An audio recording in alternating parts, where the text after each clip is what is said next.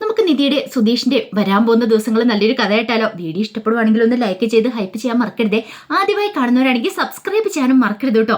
അങ്ങനെ എന്താണെങ്കിലും കിളിക്കൂട്ടിലേക്ക് ഇനി സന്തോഷം വന്നെത്താൻ പോവുക. ഇത്രയും നാളത്തെ പോലെ ഒന്നുമല്ല, കഥ ആകെ പടം മാറി മറിയാനായിട്ട് പോകണം. അപ്പൊ കുടുംബക്ഷേത്രത്തെ കുറിച്ചുള്ള വിവരങ്ങളൊക്കെ സുഭാഷിനൊക്കെ കിട്ടിയിട്ടുണ്ടായിരുന്നു. അങ്ങനെയുള്ള എല്ലാവരും കൂടെ ഒരു തീരുമാനം എടുത്തു. കുടുംബത്തിന്റെ ദോഷമൊക്കെ മാറാനായിട്ട് കുടുംബക്ഷേത്രത്തിലേക്ക് പോകണം.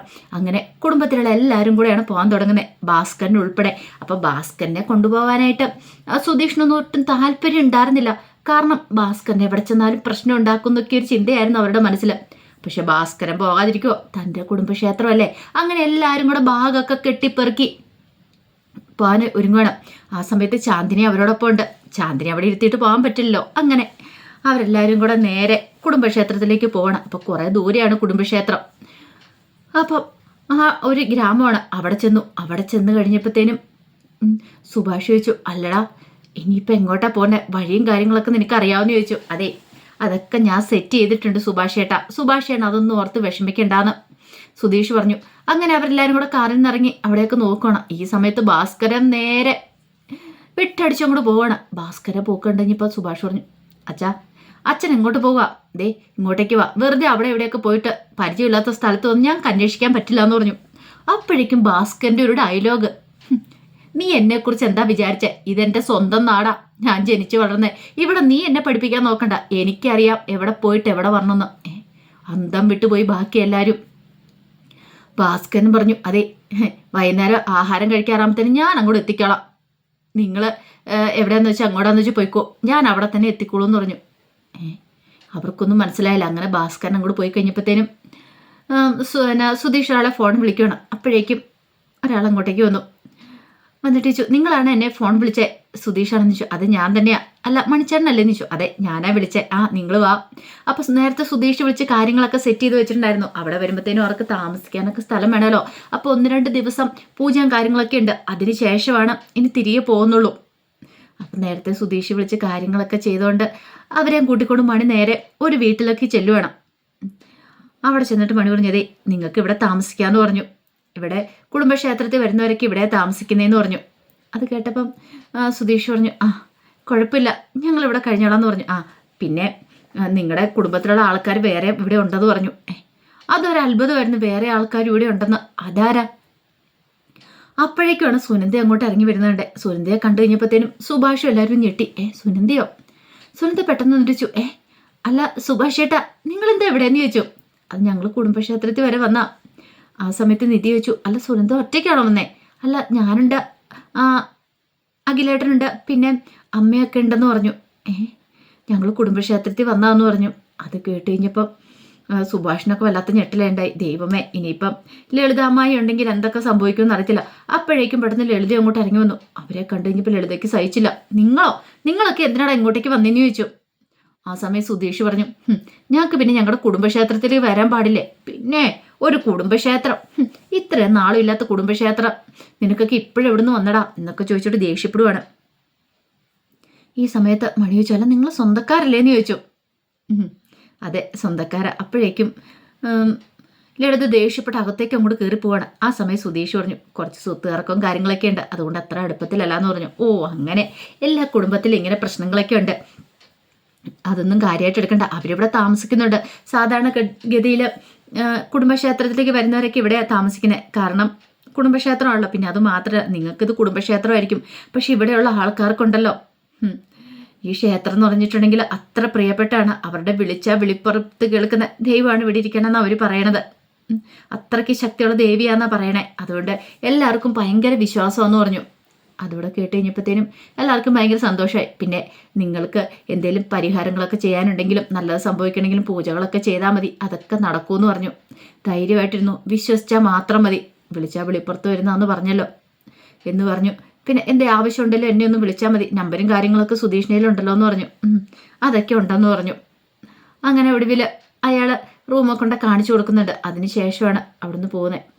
കുറച്ച് കഴിഞ്ഞപ്പോഴത്തേനും നിധിക്ക് കുറച്ച് ചൂടുവെള്ളം കുടിക്കണം തോന്നി. നിധി അവിടുത്തെ അടുക്കളയിലേക്ക് പോയി ചെല്ലുമ്പോഴത്തേനും അവിടെ ലളിത ഭയങ്കരമായിട്ട് ആഹാരം ഉണ്ടാക്കുകയും കാര്യങ്ങളൊക്കെയാണ്. നിധിയെ കണ്ടു കഴിഞ്ഞപ്പോൾ എന്താന്ന് ചോദിച്ചു. നിധി പറഞ്ഞു, കുറച്ച് ചൂടുവെള്ളം, മര്യാദയ്ക്ക് പോയിക്കോ, ചൂടുവെള്ളത്തിന് വേണ്ടി വന്നിരിക്കുന്നു എന്നൊക്കെ പറഞ്ഞുകൊണ്ട് ദേഷ്യപ്പെട്ടു. അപ്പോഴേക്കും നിധി പറഞ്ഞു കുറച്ച് വെള്ളം വെച്ചിട്ട് വേണ്ടാന്ന് പറഞ്ഞില്ലേന്ന് ചോദിച്ചു. ആ സമയത്താണ് സുധീഷിൻ്റെ വരവ്. സുധീഷ് വന്നിട്ട് എന്ത് ചെയ്തു, വെള്ളം ചൂടാക്കാനായിട്ട് അടുപ്പത്തിരുന്ന കറി അങ്ങോട്ട് വാങ്ങി വെച്ചു. ലളിത ദേഷ്യപ്പെട്ടെങ്കിലും സുധീഷ് അതൊന്നും മൈൻഡ് ചെയ്തില്ല. അതെ, ഇത്തിരി വെള്ളം വെക്കുന്ന കാര്യമല്ലേ പറഞ്ഞുള്ളൂ അമ്മായി, വെള്ളം വെച്ചിട്ട് ഞങ്ങൾ അങ്ങോട്ട് മാറുമെന്ന് പറഞ്ഞു. അങ്ങനെ ചൂടുവെള്ളമൊക്കെ ചൂടാക്കി നിധിയിലേക്ക് കൊടുത്തിട്ട് പറഞ്ഞു വാന്നും പറഞ്ഞിട്ട് നിധിയെ വിളിച്ചോണ്ട് അങ്ങോട്ട് പോയി. ലളിതയ്ക്ക് ഒട്ടും ഇഷ്ടപ്പെട്ടില്ല. ലളിത ഗംഗാധരനെ വിളിച്ചിട്ട് ചോദിച്ചു, അല്ല ഗംഗേട്ടനാണോ അവർക്ക് വഴി പറഞ്ഞു കൊടുത്തേ, കുടുംബക്ഷേത്രത്തെക്കുറിച്ചൊക്കെ പറഞ്ഞു കൊടുത്തേന്ന് ചോദിച്ചു. അത് പിന്നെ എനിക്ക് പറഞ്ഞു കൊടുക്കാതിരിക്കാൻ പറ്റില്ലായിരുന്നു. എന്തിന്? അത് പിന്നെ കുടുംബക്ഷേത്രമല്ലേ, നമ്മൾ വഴി പറഞ്ഞു കൊടുത്തില്ലെങ്കിൽ ചിലപ്പോൾ ഇനിയിപ്പം അവിടുത്തെ ദേവി നമ്മളോട് കോപിച്ചാലോ, അതുകൊണ്ട് ആ ഒരു ടെൻഷൻ കാരണം ഞാൻ പറഞ്ഞു കൊടുത്തേ. അവരും വന്ന് തൊഴുത് പ്രാർത്ഥിക്കട്ടെ, നീ പ്രശ്നമൊന്നും ഉണ്ടാക്കാൻ പോകണ്ട ലളിത എന്നൊക്കെ ഗംഗാധരൻ പറഞ്ഞു. ലളിതയ്ക്ക് നല്ല ദേഷ്യം ഉണ്ടായിരുന്നു, പക്ഷെ പറഞ്ഞിട്ട് കാര്യമില്ലല്ലോ. കുറച്ച് കഴിഞ്ഞപ്പോഴത്തേനും പുറത്തുനിന്ന് ഫുഡുമായിട്ട് മണി വന്ന് ഫുഡ് കൊടുത്തിട്ട് പറഞ്ഞു, സുധീഷ് എന്നെ വിളിച്ചിട്ട് പറഞ്ഞിട്ടുണ്ടായിരുന്നു എല്ലാവർക്കും ഫുഡ് വാങ്ങിച്ചുകൊണ്ട് വരണമെന്ന്, അതുകൊണ്ടാണ് ഞാൻ ഫുഡ് വാങ്ങിച്ചുകൊണ്ട് വന്നേ. അല്ല, നിങ്ങൾക്ക് എല്ലാവർക്കും വേണ്ടിയിട്ട് നിങ്ങളുടെ അമ്മായി ഇവിടെ ഉണ്ടാക്കില്ലേ ഫുഡെന്ന് ചോദിച്ചു. സുധീഷ് പറഞ്ഞു, ഞങ്ങൾ പറഞ്ഞല്ലോ അവരുമായിട്ട് കുറച്ച് പ്രശ്നം, അതുകൊണ്ട്. ഓ, അപ്പം അങ്ങനെയാണല്ലേ, അതുകൊണ്ട് തയ്യാറാക്കത്തില്ലായിരിക്കും. സാരമില്ല, കഴിച്ചു, നല്ല ഫുഡാണ്, ഇവിടെ അടുത്ത് എനിക്ക് പരിചയമുള്ളൊരു ഹോട്ടലിൽ നിന്ന് വാങ്ങിച്ചെന്ന് പറഞ്ഞു. അങ്ങനെ ഫുഡൊക്കെ കൊടുത്തിട്ട് അയാൾ അങ്ങോട്ട് പോയി. എല്ലാവരും കൂടെ ചുറ്റും കൂടി ഇരുന്ന് അവിടെ ഇരുന്ന് കഴിക്കുകയാണ്, സിറ്റൗട്ടിൽ കഴിക്കുക. കഴിച്ചുകൊണ്ടിരിക്കണ സമയത്ത് സുനന്ദ അങ്ങോട്ടേക്ക് വരുന്നത്, കൂടെ അഖിലും ഉണ്ടായിരുന്നു. സുനന്ദ വന്നു കഴിഞ്ഞപ്പോൾ സുഭാഷ് ചോദിച്ചു, അല്ല സുനന്ദ ആഹാരം കഴിച്ചോന്ന് ചോദിച്ചു. അമ്മ അവിടെ തയ്യാറായിക്കൊണ്ടിരിക്കുന്നുള്ളെന്ന് പറഞ്ഞു. ആ സമയത്ത് സുധീഷ് പറഞ്ഞു, നല്ല ആഹാരം ഞങ്ങൾ കഴിക്കുന്നേ, ഇവിടുത്തെ കടയിൽ നിന്ന് മേടിച്ചാൽ വേണമെങ്കിൽ കുറച്ച് കഴിക്കാമെന്ന് പറഞ്ഞു. അപ്പോഴേക്കും സുഭാഷ് ഒരു പ്ലേറ്റിനകത്ത് കുറച്ച് ആഹാരം എടുത്ത് കൊടുക്കുമ്പോഴത്തേനും അഖിലും കൂടെ ചേർന്നിരുന്ന് കഴിക്കുകയാണ്. ഈ സമയത്ത് ലളിത അങ്ങോട്ടേക്ക് വരുന്നത്. ലളിതയ്ക്ക് ഇഷ്ടപ്പെട്ടില്ല. എടി, നിനക്കൊക്കെ വേണ്ടിയല്ലേ ഞാനിവിടെ ആഹാരം ഉണ്ടാക്കുന്നേ, എന്നിട്ട് നിനക്കെന്താ വന്ന് കഴിച്ചാൽ? എന്നിട്ട് അവൾ ഇവിടെ വന്നിരുന്ന് കഴിക്കുന്നു, നാണമില്ലാത്തവളെ, ഇങ്ങോട്ടേക്ക് എഴുന്നേറ്റു അടി. മരുമോനെ, നീ എന്തിനാ ഇവരോടൊപ്പം ഇരുന്ന് കഴിക്കാൻ പോയത്? അത് പിന്നെ ഇവർക്കൊരു കമ്പനി കൊടുക്കാനായിട്ട്. ഞാനിവിടെ നിങ്ങൾക്ക് വേണ്ടി ആഹാരം തയ്യാറാക്കിയിട്ട് ഇവരോടൊപ്പം ഇരുന്ന് കഴിക്കേണ്ട കാര്യമുണ്ടോ? പുറത്തെ ഫുഡൊന്നും കഴിക്കേണ്ട കാര്യമില്ല, വയറ് വെറുതെ കേടാക്കാന്നുള്ളൂ. സ്വന്തം പറഞ്ഞ അമ്മ പോയിക്കോ, ഞാൻ അഖിലേട്ടൻ കൂട്ടിക്കൊണ്ട് വന്നോളാന്ന് പറഞ്ഞു. അങ്ങനെ ലളിതയെ അങ്ങോട്ട് പറഞ്ഞു വിട്ടു. പിന്നീട് സുനന്ദ പറഞ്ഞു, അതെ അമ്മ എങ്ങനെയൊക്കെ പറഞ്ഞ് കാര്യമാക്കണ്ടെന്ന് പറഞ്ഞു. അങ്ങനെ അഖിലും സുനന്ദയും കൂടെ അവിടുന്ന് ആഹാരം കഴിച്ചിട്ടാണ് എഴുന്നേറ്റ് പോകുന്നത്. ഈ സമയം സുധീഷ് പറഞ്ഞു, ഇവരൊക്കെ എന്തിനാ ഇങ്ങനെ ഇത്രയും പേടിക്കണേ ലളിതമ്മേനെ, അതിൻ്റെ ആവശ്യമുണ്ടോയെന്ന് ചോദിച്ചു. ഹരീഷ് പറഞ്ഞു, നമുക്ക് തന്നെ അവരെ കണ്ടാൽ പേടിയാവും, എന്തൊരു സ്വഭാവമാണ് അത്, അച്ഛൻ്റെ പെങ്ങളാന്ന് പറഞ്ഞിട്ട് കാര്യമൊന്നും ഇല്ലയെന്ന് പറഞ്ഞു. അങ്ങനെ കഴിച്ചുകൊണ്ടിരിക്കുന്ന സമയത്ത് ഭാസ്കരൻ അങ്ങോട്ട് വരുന്നത്. നല്ല ഫിറ്റാണ്, കുറച്ച് കൂട്ടുകാരും കൂടെയുണ്ട്. ഭാസ്കരൻ വന്ന് 4 കാലം നിൽക്കുമ്പോഴത്തേനും സുധീഷിനൊക്കെ നല്ല ദേഷ്യമായിരുന്നു. ഒടുവിൽ സുധീഷ് ദേഷ്യപ്പെടാൻ തുടങ്ങിയപ്പോൾ സുഭാഷ് പറഞ്ഞു വേണ്ടാന്ന് പറഞ്ഞു. ആ സമയത്ത് ഭാസ്കരനോട് ചോദിച്ചു, അല്ല ഇതൊക്കെ ആരാന്ന് ചോദിച്ചു. ഇത് എൻ്റെ മൂത്ത മകനെ ഓരോരുത്തരെ പരിചയപ്പെടുത്തുവാണ്. നിധി എല്ലാവരും പരിചയപ്പെടുത്തി. പിന്നീട് ഭാസ്കരൻ പറഞ്ഞു, എങ്കിൽ നിങ്ങൾ പോയിക്കോളാൻ പറഞ്ഞു, നമുക്ക് നാളെ കാണാമെന്ന് പറഞ്ഞു. അതെല്ലാം ഭാസ്കരൻ്റെ അവിടുത്തെ കൂട്ടുകാരായിരുന്നു. ഭാസ്കരൻ ചെറുപ്പം മുതൽ അവിടെ ജനിച്ചു വളർന്നായിരുന്നല്ലോ. അങ്ങനെ അവരങ്ങോട്ട് പോയി കഴിഞ്ഞപ്പോഴത്തേനും ഭാസ്കരൻ അവിടെ പോയി കിടക്കുകയാണ്. ഈ സമയത്താണെങ്കിലോ സുധീഷിന് നല്ല ടെൻഷനുണ്ട്. നിധി എവിടെ കിടക്കും? ഒടുവിൽ നിധി കിടക്കുന്നിടത്തേക്ക് സുധീഷ് എന്നിട്ട് പറഞ്ഞു, അല്ല ഇവിടെ തനിച്ച് കിടക്കാൻ ഭയമുണ്ട്, ഒരു കാര്യം ചെയ്യാം, ഞാനും കൂടെ വന്ന് കിടക്കാമെന്ന് പറഞ്ഞു. നിധി പറഞ്ഞു, എന്തിന്? അല്ല ഞാനിവിടെ ഇച്ചിരി മാറി വേണേ കിടന്നോളാം, വേണ്ട അതിൻ്റെ ആവശ്യമൊന്നും ഇല്ലയെന്ന് പറഞ്ഞു. അപ്പോഴേക്ക് ഹരീഷ് വന്നിട്ട് പറഞ്ഞു, അതെ ചാന്ദിനി ഉണ്ട്, ചാന്ദിനി എവിടെയാ കിടക്കട്ടെ? ഒരു കാര്യം ചെയ്യാം, നിധി അടുത്തയോടൊപ്പം. അത് മതി, ചാന്ദിനി എന്നോടൊപ്പം കിടന്നോളൂല്ലോ എന്ന് പറഞ്ഞു. ഹരീഷ് ഞാൻ ദോഷമായിട്ട് നോക്കുവാണ്.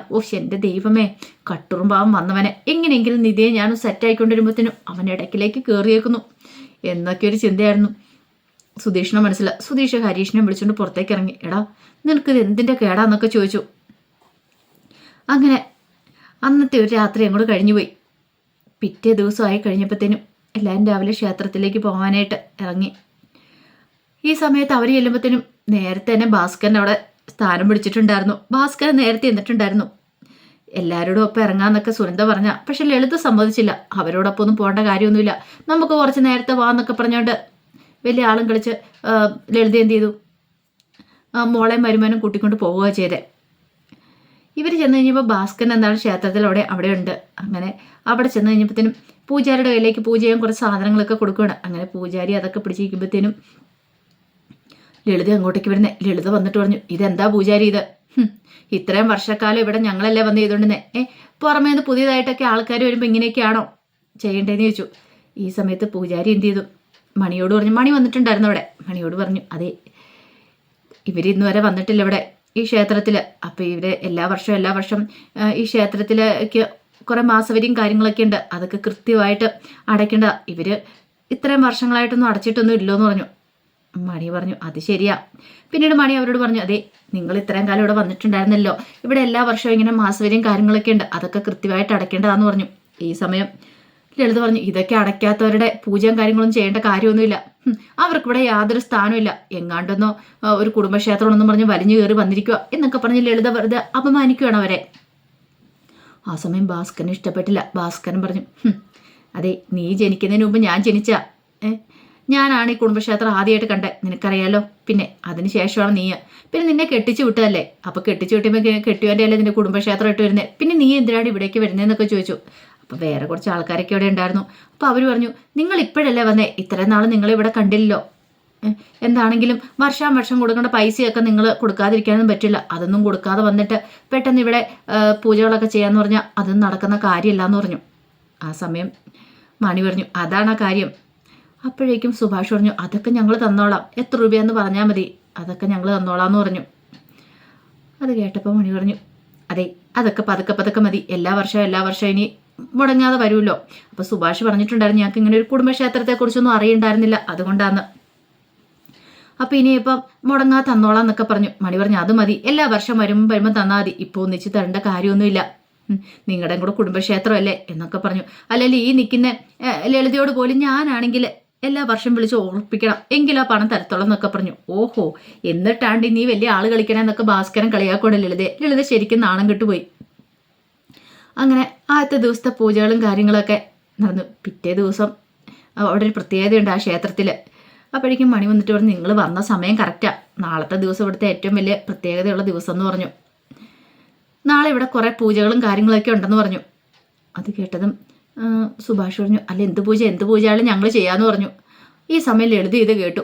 പിന്നെ അവർ ചെയ്യും പോലും, അത് പെണ്ണുങ്ങൾ ചെയ്യേണ്ട കാര്യങ്ങളാണ്, പെണ്ണുങ്ങളാ ചെയ്യുന്നത്, അവരുടെ വീട്ടിൽ ആര് ചെയ്യാനായിട്ടാ, ചെയ്യാനൊന്നും ആരുമില്ല, നിനക്കൊന്നും പറഞ്ഞിട്ടുള്ളതൊന്നും അല്ലടാന്ന് പറഞ്ഞ് കളിയാക്കുവാണ്. അപ്പോഴേക്കും സുഭാഷിന് ഭയങ്കര സങ്കടമായി. സുഭാഷ് ചോദിച്ചു, പൂജാരി ആണുങ്ങൾ ചെയ്യുന്ന എന്തെങ്കിലും പൂജയുണ്ടോ, അങ്ങനെയാണ് ഞങ്ങൾ ചെയ്യാമെന്ന് പറഞ്ഞു. ആണുങ്ങൾ ചെയ്യുന്നതല്ല, ഇത് പെണ്ണുങ്ങൾ ചെയ്യുന്ന. അപ്പോഴേക്കും നിധി പറഞ്ഞു, അതെ ഞാൻ ചെയ്തോളാന്ന് പറഞ്ഞു. എല്ലാവരും ഒരു അന്താളിപ്പോടെ നിധിയെ നോക്കുവാണ്. കുടുംബത്തിന് വേണ്ടി ഞാൻ ചെയ്തോളാം പൂജ, പെണ്ണുങ്ങൾ ചെയ്യുന്നതല്ലേ, പെണ്ണുങ്ങൾ ചെയ്യേണ്ട പൂജ എന്താണെന്ന് വെച്ചാൽ ഞാൻ ചെയ്തോളാം എന്ന് പറഞ്ഞു. അത് കേട്ട് കഴിഞ്ഞപ്പോൾ സുധീഷ് പറഞ്ഞു, വേണ്ട, അതെന്താ എങ്ങനെയെന്ന് അറിയത്തില്ല, അതൊന്നും സാരമില്ല, ഞാൻ ചെയ്തോളാം എന്ന് പറഞ്ഞ് നിധി ഏറ്റെടുത്തു. പിന്നീട് ലളിത ഇങ്ങനെ നോക്കുവാണ്. കാരണം സ്വന്തം കുടുംബത്തെ താഴ്ത്തി കെട്ടുന്ന കണ്ടപ്പോൾ നിധിക്ക് അങ്ങോട്ട് സഹിച്ചില്ല. എത്രയാന്ന് പറഞ്ഞാലും നിധി അത്രമാത്രം സ്നേഹിക്കുന്നുണ്ട് ഈ കുടുംബത്തെ. അങ്ങനെ കുറച്ച് സമയം കഴിഞ്ഞ് കഴിയുമ്പോഴത്തേനും എല്ലാവരും തിരികെ വീട്ടിലേക്ക് തന്നെ വരുവാണ്. അപ്പോഴേക്കും സുധീഷ് ചോദിച്ചു, നീ എന്തിനാ അതൊക്കെ ചെയ്യാൻ ഏറ്റെടുത്തേ, എന്ത് പൂജ എങ്ങനെയാ കാര്യങ്ങളൊക്കെയാണെന്ന് അറിയാവുന്ന ചോദിച്ചു. അല്ല അറിയത്തില്ല, എന്താണെങ്കിലും ചെയ്തല്ലേ മതിയാവുള്ളൂ. അപ്പോഴാണ് മണി വരുന്നത്. മണിയോട് ചോദിച്ചു, അല്ല നാളത്തെ എന്തോ പൂജകളും കാര്യങ്ങളൊക്കെ ഉണ്ടല്ലോ പെണ്ണുങ്ങൾ ചെയ്യണ്ടേ, അതെന്താന്ന് ചോദിച്ചു. അത് തീച്ചട്ടി എടുക്കാനാന്ന് പറഞ്ഞു. തീച്ചട്ടിയോ? ഞെട്ടിപ്പോയി നിധി സുധീഷും എല്ലാവരും കൂടെ. അതെ, തീച്ചട്ടി എടുക്കണം ക്ഷേത്രത്തിൽ, അപ്പം നമ്മൾ പരിഹാരത്തിനാ വന്നെങ്കിൽ ആ തീച്ചട്ടി എടുക്കണം, അതിവിടുത്തെ ഒരു ആചാരമാണെന്ന് പറഞ്ഞു. അത് കേട്ടപ്പോൾ നിധിക്ക് ടെൻഷനായി. ദൈവമേ, തീച്ചട്ടി എടുക്കുമ്പോൾ കൈയൊക്കെ പൊള്ളില്ല എന്നൊരു ഭയം. ഒടുവിൽ സുധീഷൊക്കെ പറഞ്ഞു, വേണ്ട തീച്ചട്ടിയൊന്നും എടുക്കണ്ട, അങ്ങനെ പരിഹാരം ചെയ്യണ്ട, നമ്മളിവിടെ പ്രാർത്ഥിക്കാനല്ലേ വന്നേ, തൊഴുത് പ്രാർത്ഥിച്ച് മടങ്ങിയാൽ മതി, അതൊന്നും വേണ്ടാന്ന് പറഞ്ഞു. സുഭാഷ് എല്ലാം പറഞ്ഞു, അത് വേണ്ട, അത്ര വലിയ ത്യാഗമൊന്നും നീ ചെയ്യണ്ട, അവർക്കെല്ലാം പേടിയാ, നിധിയുടെ കൈ പൊള്ളുവാന്നോർത്ത് പേടിയാണ്. ഒടുവിൽ നിധിയും തീരുമാനിച്ചു തീച്ചട്ടി എടുക്കാന്ന് പറഞ്ഞ് നിധിക്കും പേടിയുള്ള കാര്യം, കൈയൊക്കെ പൊള്ളുമെന്നൊരു ഭയമായിരുന്നു. അങ്ങനെ പിറ്റേ ദിവസമായി കഴിഞ്ഞപ്പോഴത്തേനും രാവിലെ തന്നെ എല്ലാവരും കൂടെ കുളിയെ കഴിഞ്ഞ് ക്ഷേത്രത്തിലേക്ക് പോകാൻ റെഡി ആയിക്കൊണ്ടിരിക്കുകയാണ്. ഈ സമയത്ത് ചാന്ദിന് കുളിക്കാനായിട്ട് അങ്ങോട്ട് എല്ലുന്നതിനും അവിടെ വെട്ടം ഉണ്ടായിരുന്നില്ല ബാത്റൂമിൽ. പെട്ടെന്ന് ചാന്ദിന് തിരികെ വരുമ്പോഴത്തേനും അവിടെ സുനന്ദ നിൽക്കുന്നുണ്ടായിരുന്നു. സുനന്ദ ചോദിച്ചു, എന്താന്ന് ചോദിച്ചു. അപ്പോൾ വെട്ടത്തിൻ്റെ കാര്യം ചാന്ദിനി പറഞ്ഞു. സുനന്ദ പെട്ടെന്ന് നോക്കിക്കഴിഞ്ഞപ്പോഴത്തേനും അവിടെ ഇത് ഓഫായി പോയതാണ്, മീറ്ററുടെ ഓഫായി പോയതാണ്. പെട്ടെന്ന് സുനന്ദ പോയി അതൊക്കെ ഇട്ടു. ഈ സമയത്താണ് സുഭാഷ് അങ്ങോട്ട് വരുന്നത്. സുഭാഷ് വന്നിട്ട് എന്താന്നൊക്കെ ചോദിച്ചു കഴിഞ്ഞപ്പോഴത്തേനും കാര്യം പറയണം. അതാണോ എന്ന് ചോദിച്ചു. അങ്ങനെ ചാന്ദിനിയോട് പോയി കുളിച്ചോളാൻ പറയണം. ചാന്ദിനി അങ്ങോട്ട് ബാത്റൂമിലേക്ക് പോകാനായിട്ട് അങ്ങോട്ട് പോയപ്പോഴത്തേനും അവിടെ തെന്നി, അവിടെ കുറച്ച് വെള്ളം ഉണ്ടായിരുന്നു പുറത്ത്. കൃത്യസമയത്തിന് സുഭാഷ് കയറി പിടിച്ചു. സുഭാഷിൻ്റെ കൈക്കുമ്പിളിലേക്ക് ചാന്ദിനി വീണ്. ചാന്ദിനിക്ക് എന്തോ ഒരു വല്ലാത്ത നാണമൊക്കെ തോന്നി. ചാന്ദിനി സുഭാഷിനെ നോക്കിയിട്ട് അങ്ങോട്ട് പോയി. ഈ കാഴ്ച സുനന്ദ കണ്ടിട്ടുണ്ടായിരുന്നു. സുനന്ദയ്ക്ക് സന്തോഷമായി അത് കണ്ടു കഴിഞ്ഞപ്പം. ശരിക്കും സുഭാഷ് ചേട്ടന് ചേരുന്ന പെണ്ണ എന്നൊരു ചിന്ത അവളുടെ മനസ്സിലുണ്ടാകുന്നുണ്ട്. പിന്നീട് ഇതാരാ എന്താന്നൊക്കെ നികേഷിനോട് ചോദിക്കുന്നുണ്ട്. അപ്പം നികേഷ് കാര്യങ്ങളൊക്കെ വ്യക്തമായിട്ട് പറയുന്നുണ്ട്. അപ്പം നികേഷിനോട് പറയുകയും ചെയ്തു, അങ്ങനെയാണെങ്കിൽ നമുക്ക് സുഭാഷ് ചേട്ടനെ ആലോചിച്ചാലോ എന്നൊക്കെ. സുഭാഷ് ചേട്ടൻ അങ്ങനെ ചിന്തകളൊന്നും ഇല്ലയെന്ന് നികേഷ് പറയുകയും ചെയ്തു. അങ്ങനെ കുറേ സമയം കഴിഞ്ഞപ്പോൾ എല്ലാവരും കൂടെ ക്ഷേത്രത്തിലേക്ക് ചെന്നു.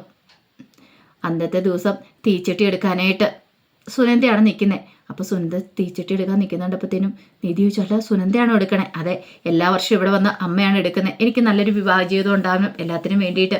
പക്ഷേ ഞാൻ എടുക്കാമെന്ന് പറയുമ്പോൾ അമ്മ പറയും, നീ കല്യാണം കഴിഞ്ഞ് കഴിയുമ്പോൾ നീ എടുത്താൽ മതി എന്നൊക്കെ. ഈ തവണ എന്തായാലും ഞാൻ എടുക്കാൻ തീരുമാനിച്ചെന്ന് പറഞ്ഞു. അപ്പോഴേക്കും നിധി ചോദിച്ചു, കൈയൊക്കെ പൊള്ളില്ലേന്ന് ചോദിച്ചു.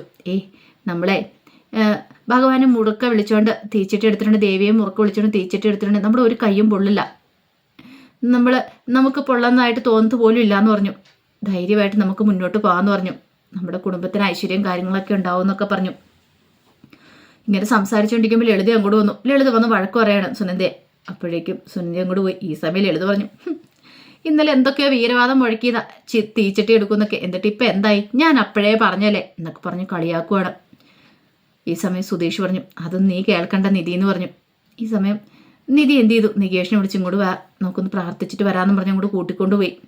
അങ്ങനെ കൂട്ടിക്കൊണ്ടുപോയിട്ട് അവിടെ പോയി പ്രാർത്ഥനയെല്ലാം കഴിഞ്ഞ് വന്നിട്ട് നിധി നേരെ എന്ത് ചെയ്തു, തീച്ചട്ടി എടുക്കുന്നവരുടെ കൂടെ അങ്ങോട്ട് കയറി നിൽക്കുകയാണ്. നികേഷ് പോലും ഞെട്ടിപ്പോയി. എന്താ നിധി അടുത്ത് കാണിക്കണമെന്ന് ചോദിച്ചു. അതെ, ഞാൻ തീച്ചട്ടി എടുക്കാൻ പോകാമെന്ന് പറഞ്ഞു. തീച്ചട്ടി എടുക്കാനോ? ദൈവമേ! അപ്പോൾ സുധീഷ് സുഭാഷും ഒക്കെ അപ്പുറം കാത്തിരിക്കുകയാണ്, തൊഴുതിട്ട് വരുന്നത് നോക്കിയുണ്ട്. പക്ഷെ അപ്പോഴാണ് സുധീഷ് ആ കാഴ്ച കാണുന്നത്. തീച്ചട്ടി എടുക്കാനായിട്ട് അവിടെ കയറി നിൽക്കുന്നു. സുധീഷ് ഓടി വന്ന് നിരുത്സാഹപ്പെടുത്തുന്നുണ്ട് നിധിയെ. പക്ഷെ നിധി സമ്മതിച്ചില്ല. നിധി എന്ത് ചെയ്തു, ഞാൻ തീച്ചട്ടി എടുക്കുമെന്നും പറഞ്ഞുകൊണ്ട് നിൽക്കുകയാണ്. സുഭാഷൊക്കെ കൂടുതൽ പറഞ്ഞു വയ്ക്കും, പക്ഷെ സമ്മതിച്ചില്ല. നിധിക്ക് ഭയമൊന്നും ആ സമയത്ത് തോന്നിയില്ല. ദേവി കാത്തോളുന്നൊരു ചിന്തയായിരുന്നു. അപ്പോൾ തീച്ചട്ടി എടുക്കുമ്പോൾ അടിയിൽ ഇങ്ങനെ വേപ്പിലയൊക്കെ വെച്ചിട്ടാണ് എടുക്കുന്നത്. അപ്പോൾ കുറച്ച് വേപ്പില അവർ കൊടുക്കും. സുധീഷ് പെട്ടെന്ന് വേറെ കുറച്ച് വേപ്പിലയും കൂടി എടുത്തുകൊണ്ട് വന്ന് കൊടുത്തിട്ട് പറഞ്ഞു, ഇത് പിടിച്ചോളാൻ പറഞ്ഞു. വേണ്ട, കയ്യിലുണ്ട്. അതെ, കുറച്ച് കഴിയുമ്പോൾ ഇനി കൈ പൊള്ളുവാണെങ്കിൽ പിടിച്ചോളാൻ പറഞ്ഞു. ക്ഷേത്രത്തിന് ചുറ്റും വലം വെച്ച് പിന്നെ അവിടെ കുറച്ചപ്പുറത്ത് മാറി ക്ഷേത്രമുണ്ട്, അവിടെ പോയിട്ട് തിരികെ വരണം. അപ്പം അത്ര സമയം എന്ന് പറയുമ്പോൾ ഭയങ്കര ടെൻഷനായി പോയി സുധീഷിന്. കൈ പൊള്ളുമോന്നൊരു ഭയം. ഈ സമയത്ത് നീതുവിൻ്റെ വീട്ടിൽ നീതുവിൻ്റെ സഹോദരനും അച്ഛനും അമ്മ എല്ലാവരും കൂടി ചേർന്ന് തീരുമാനമെടുത്തു, നീതുവിൻ്റെ വിവാഹം. അപ്പം നീതുവിൻ്റെ വിവാഹം ഇവയില്ലാത്ത സമയത്ത് നടത്തണം. അപ്പം ഹരീഷൊന്നും അവിടെ ഇല്ല എന്നുള്ള കാര്യം അറിയാം. ആ സമയത്ത് തന്നെ നടത്താൻ തീരുമാനിച്ചു. അതിന് വേണ്ടിയിട്ട് അഖിൽ എന്ത് ചെയ്തു, തൻ്റെ കൂട്ടുകാരനെ ചട്ടം കിട്ടി. എടാ, നീ എൻ്റെ പെങ്ങളെ വിവാഹം കഴിക്കണമെന്നൊക്കെ പറഞ്ഞു. അങ്ങനെ അവൻ വിവാഹം കഴിക്കാൻ തയ്യാറായി. അവനറിയാം മറ്റവനുമായിട്ട് ലൈനാന്നുള്ള കാര്യം. പിന്നീട് അഖിൽ വന്നിട്ട് അച്ഛനോടും അമ്മയോടും ഒക്കെ ഈ കാര്യം പറയണേ. അപ്പോഴേക്കും അവർ പറഞ്ഞു, എടാ ഇത് നടക്കുമോ? അവൻ കെട്ടുമോ? കെട്ടും. ഇന്ന് ഒറ്റ ദിവസം കൊണ്ട് എല്ലാം നടക്കണം. ക്ഷേത്രത്തിൽ വെച്ച് മതി. അവളെ എങ്ങനെയും തന്ത്രമായിട്ട് ഇവിടുന്ന് കൂട്ടിക്കൊണ്ട് പോകണം എന്നൊക്കെ പറഞ്ഞു. പക്ഷേങ്കിൽ നീതുവിൻ്റെ അമ്മയ്ക്കൊക്കെ നല്ല ടെൻഷൻ ഉണ്ടായിരുന്നു, നീതു പറഞ്ഞ പ്രശ്നമാക്കുമെന്ന്. അതൊന്നും സാരമില്ല. അവിടെ ചെന്ന് കഴിഞ്ഞിട്ടുണ്ടെങ്കിൽ പിന്നെ പേടിക്കേണ്ട കാര്യമൊന്നുമില്ല. അവന് ഇവളുടെ കഴുത്തിൽ താരി ആർത്തിക്കുള്ളൂ. ഇവളുടെ അഹങ്കാരം തീരും. അവർ തിരികെ വരുമ്പോഴത്തേനും അവൻ്റെ ഭാര്യ ആയിരിക്കണം ഇവള് എന്ന് പറഞ്ഞു. അത് കേട്ട് കഴിഞ്ഞപ്പോഴത്തേനും നീതുവിൻ്റെ അച്ഛൻ പറഞ്ഞു, ചന്ദ്രൻ പറഞ്ഞു, ശരി അങ്ങനെ നോക്കാമെന്ന് പറഞ്ഞു. ഒടുവിൽ നീതുവിനോട് വന്ന് ക്ഷേത്രത്തിലേക്ക് പോകണം, നീ സാരി ഉടുത്തോണ്ട് വരാൻ പറഞ്ഞു. അതെന്തിനാ സാരി ഉടുത്തോണ്ട് ഇപ്പോൾ ക്ഷേത്രത്തിലേക്ക് പോകുന്നേ? പറയുന്ന അങ്ങോട്ട് അനുസരിച്ചാൽ മതി എന്നൊക്കെ പറഞ്ഞു. അങ്ങനെ ഒടുവിൽ എന്ത് ചെയ്തു, ക്ഷേത്രത്തിലേക്ക് പോകാനായിട്ട് സാരിയൊക്കെ എടുത്ത് കൊടുത്തു. അങ്ങനെ സാരിയൊക്കെ എടുത്ത് നീതു ഭയങ്കര സന്തോഷത്തിലാണ്. നീതുവിനെ അറിയില്ലല്ലോ. അന്ന് പോകുന്ന സമയത്താണ് അഖിൽ പറയുന്നത്, എൻ്റെ കൂട്ടുകാരൻ്റെ കല്യാണം ഇന്ന് ഇവിടെ ഉണ്ടെന്നൊക്കെ. അവിടെ ചെന്ന് കഴിഞ്ഞപ്പോഴത്തേനും അവൻ മണവാളനായിട്ട് നിൽക്കുന്നുണ്ട്. നീതുവിന് പ്രത്യേകിച്ച് സംശയം തോന്നിയില്ല, അവൻ്റെ കല്യാണമല്ലേ എന്നൊരു ചിന്തയായിരുന്നു. പക്ഷെ അവിടെ നടക്കാൻ പോകുന്ന വേറെ കാര്യമൊന്നും അറിയണ്ടായിരുന്നില്ല. കുറച്ച് കഴിഞ്ഞപ്പോഴത്തേനുമാണ് നീതുവിനോട് പറയണേ, നിൻ്റെ കല്യാണമാണ് എന്നൊക്കെ പറഞ്ഞു കഴിഞ്ഞപ്പോഴത്തേനും നീതു ഞെട്ടിപ്പോയി. നീതു പറഞ്ഞു, നിങ്ങൾക്ക് എന്താ ഒരു ബോധമില്ലേ? എൻ്റെ മനസ്സിൽ മൊത്തം ഹരീഷേണ്ണ അല്ലാതെ ഞാൻ വേറെ ആരും വിവാഹം കഴിക്കില്ല എന്ന് പറഞ്ഞു. ചന്ദ്രനും അതുപോലെ അകലൊക്കെ പറഞ്ഞു, അത് ഒരിക്കലും നടക്കാത്ത ബന്ധമാണ്, ഇങ്ങോട്ടേക്ക് വാടിയെന്ന് പറഞ്ഞുകൊണ്ട് നീതുവിൻ്റെ കയ്യെ പിടിച്ച് വലിച്ചടിച്ച് ഈ പറയുന്ന അഖിലിൻ്റെ കൂട്ടുകാരൻ മനേഷിൻ്റെ അടുത്തേക്ക് കൊണ്ടിരുത്തുവാണ്. അപ്പോഴേക്ക് നീതു പറഞ്ഞു, എടാ നിനക്കറിയാൻ മേലെ എൻ്റെ മനസ്സറിയ ഹരീഷേട്ടന, ഞാൻ അവനുമായിട്ട് ഇഷ്ടത്തിലാന്നൊക്കെ പറഞ്ഞു. അതൊക്കെ എനിക്കറിയാം, അതൊന്നും എനിക്ക് കുഴപ്പമില്ല എന്ന് പറഞ്ഞു. ഒടുവിൽ പൂജാരി താലിയൊക്കെ അങ്ങോട്ട് പൂജിക്കുകയാണ്. അപ്പോഴേക്കും അഖിലിന് കുറച്ച് വേറെ കൂട്ടുകാരന്മാരും കൂടെ അങ്ങോട്ട് വന്നു. നീതു എഴുന്നേറ്റ് പോകാൻ തുടങ്ങിയപ്പോഴത്തേക്കും നീതുവിന് ബലമായിട്ട് അവിടെ പിടിച്ചിരുത്തി, ഇവിടെ ഇരുന്നോണം, പറയുന്ന അനുസരിച്ചോണം എന്നൊക്കെ പറഞ്ഞു. നീതുവിന് എന്ത് ചെയ്യണമെന്ന് അറിയത്തില്ല, സകല നിയന്ത്രണം വിട്ടു. ഒടുവിൽ മനീഷ് താലിയെടുത്ത് അവളെ കെട്ടാനായിട്ട് ഇങ്ങോട്ട് തുടങ്ങുമ്പോഴത്തേനും നീതു പറഞ്ഞു, ഞാൻ ഗർഭിണിയാന്നൊരു ഒറ്റ അടിയായിരുന്നു. എല്ലാവരും ഞെട്ടിപ്പോയി. ഞാൻ 2 മാസം ഗർഭിണിയാ എന്ന് പറഞ്ഞു. ഗർഭിണിയാ? അതെ, ഹരീഷേൻ്റെ കുഞ്ഞൻ്റെ വയറ്റിലുണ്ട്. ചുറ്റും നിന്നവരെല്ലാം ഞെട്ടിപ്പോയി. അപ്പോഴേക്കും മനീഷ് അഖിലെ നോക്കി, എടാ നീ ഈ കാര്യം എന്നോട് പറഞ്ഞില്ലോ. എടാ ഇവള് വെറുതെ കള്ളത്തരം പറയുന്ന. നീ ഇത് പറഞ്ഞ കള്ളത്തരമാണ്, നിങ്ങൾ എന്നെ ഹോസ്പിറ്റലിൽ കൊണ്ട് സ്കാൻ ചെയ്ത് നോക്കിയോ. അപ്പോൾ ഡോക്ടർ പറയും 2 മാസം ഞാൻ പ്രഗ്നൻ്റ് ആണ്, ഹരീഷേൻ്റെ കുഞ്ഞൻ്റെ വയറ്റിലുണ്ടെന്ന്. എന്തേലും ചെയ്യാൻ പറ്റുമോ? അങ്ങനെ കല്യാണം മുടങ്ങോട് വൻ ടിസ്റ്റാ നടക്കണത്. ഈ സമയത്ത് തീച്ചട്ടി എടുത്തുകൊണ്ട് പോയിട്ട് കുറച്ച് കഴിഞ്ഞപ്പോഴത്തേനും നിധിയുടെ കൈയൊക്കെ ഇങ്ങനെ ചെറുതായിട്ട് ചൂടായിട്ട് വല്ലാത്തൊരു ബുദ്ധിമുട്ട് തുടങ്ങി. സുധീഷിന് ഭയങ്കര ടെൻഷനാണ്. എന്താണെങ്കിലും അത് വിജയകരമായിട്ട് നിധി പൂർത്തിയാക്കി. അങ്ങനെ അതെല്ലാം കഴിഞ്ഞ് അവിടെ വന്നിരിക്കുമ്പോഴത്തേനും സുധീഷ് പെട്ടെന്ന് എന്ത് ചെയ്തു, കുറച്ച് ഐസ് ക്യൂബൊക്കെ എടുത്തുകൊണ്ട് വന്നിട്ട് നിധിയുടെ കയ്യിലൊക്കെ വെക്കുന്നുണ്ട്. ഭയങ്കര കെയറിങ്ങും കാര്യങ്ങളോ. അതൊക്കെ കാണുമ്പോഴത്തേനും നിധിക്കും ഭയങ്കര ഒരു സന്തോഷം ഉണ്ടായിരുന്നു. അങ്ങനെ ഒടുവിൽ അതിനെല്ലാം ശേഷം പൊങ്കാലയൊക്കെ ഉണ്ടായിരുന്നു. അങ്ങനെ പൊങ്കാല ഇടാനും നിധിയാണ് പോയത്. അങ്ങനെ പൊങ്കാല എല്ലാം ഇട്ട് കഴിഞ്ഞപ്പോഴത്തേനും അവിടെ വെളിച്ചപ്പാടൊക്കെ തുള്ളുന്ന ഏർപ്പാടുണ്ട് അവിടുത്തെ ക്ഷേത്രത്തിൽ. അങ്ങനെ വെളിച്ചപ്പാട് തുള്ളിയിട്ട് നിധിയെ വിളിക്കുവാണ്. നിധിയെ വിളിച്ചിട്ട് പറഞ്ഞു, നീ പുതിയൊരു ജീവിതം തുടങ്ങാൻ പോവുക, നിനക്ക് നല്ലൊരു ജീവിതം കിട്ടാൻ പോകുന്നതെന്നൊക്കെ പറയുവാണ്. നിധിയോട് മാത്രം അയാൾ അങ്ങനെ പറഞ്ഞുള്ളൂ. നിന്നെ ഇവിടുത്തെ ദേവി അനുഗ്രഹിച്ചിട്ടുണ്ടെന്നൊക്കെ പറഞ്ഞു. എനിക്കൊന്നും മനസ്സിലായില്ല. എന്താണെങ്കിലും സുധീഷുമായിട്ടൊരു പുതിയ ജീവിതം തുടങ്ങാനായിട്ട് പോവുകയാണ്. പഴയതുപോലെയല്ല, നിധിക്ക് സുധീഷിനോടൊരു ഇഷ്ടം തോന്നി തുടങ്ങിയിട്ടുണ്ട്. അപ്പോൾ അതിൻ്റെ കഥകളൊക്കെയാണ് ഇനി വരാൻ പോകുന്ന ദിവസം കാണുന്നത്. എന്താണെങ്കിലും നല്ല അടിപൊളി വിശേഷങ്ങളൊക്കെ കേട്ടോ. ആ വിശേഷങ്ങൾക്കായി നമുക്ക് എല്ലാവർക്കും കാത്തിരിക്കാം. ഒരിക്കൽ കൂടി എല്ലാവർക്കും ശുഭദിനം നേർന്നുകൊണ്ട് നിർത്തുന്നു.